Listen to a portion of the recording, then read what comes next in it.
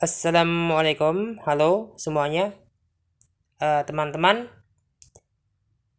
teman-teman tahu nggak kalau ternyata kebutuhan kita berbeda atau tidak satu garis lurus, tidak linear dengan harga dari waktu dan keahlian kita. Ketika kita baru lulus sekolah, masih memiliki keahlian yang usia dari keahlian kita, usia dari kapasitas keilmuan kita, usia dari kemampuan-kemampuan kita, usianya masih muda, ya, baru beberapa bulan menguasai satu hal. Mungkin kita sudah punya kebutuhan yang segitu besar, ya. Kita tentu membutuhkan misalnya rumah, kita harus bayar listriknya, kita harus bayar airnya, kita harus membersihkan, merawat rumah, itu butuh perlengkapan dan peralatan, butuh sarana untuk membersihkan rumah, merawat rumah. Kita juga butuh makan, minum, dan sebagainya. Harga-harga bisa melejit tinggi, tapi kemampuan kita nilainya bisa saja tetap segitu. Nah, misalnya gini, Anda baru lulus ya strata 1 dengan nilai IPK 3 pas misalnya. Kemudian Anda mencari pekerjaan dengan kemampuan Anda misalnya di bidang editing atau ya misalnya editing video atau editing buku, tulisan. Lantas Anda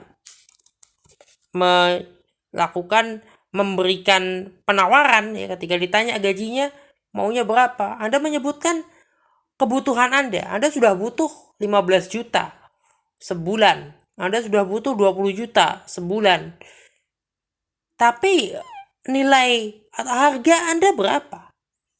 Dan ternyata di awal itu kita tidak bisa langsung memperoleh persis seperti apa yang kita butuhkan. Kita butuh tapi kita harus mengukur harga dari sebuah kemampuan, usia kemampuan kita berapa.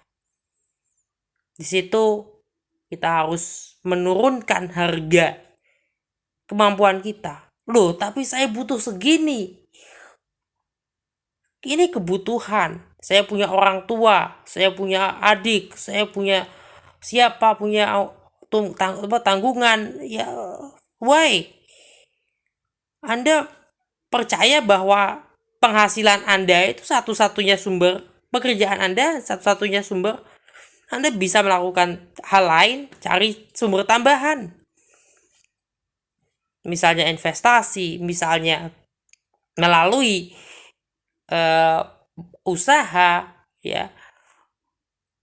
Sehingga tidak bergantung pada gaji.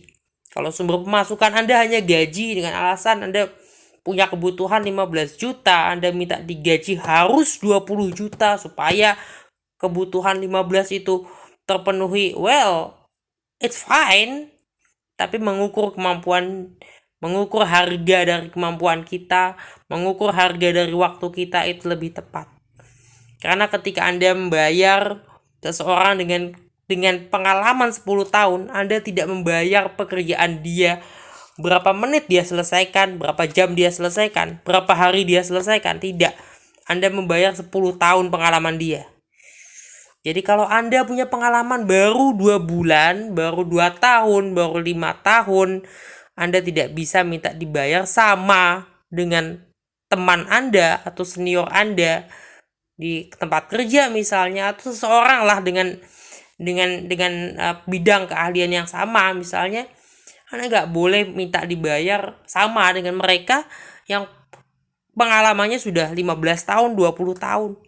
Seseorang dengan pengalaman 20 tahun, dia dibayar untuk 20 tahun melatih diri, 20 tahun mengembangkan dirinya, 20 tahun membangun reputasi dan sebagainya, sehingga wajar setelah 20 tahun dia dibayar misalnya ratusan juta rupiah, bahkan miliaran rupiah dalam sebulan misalnya.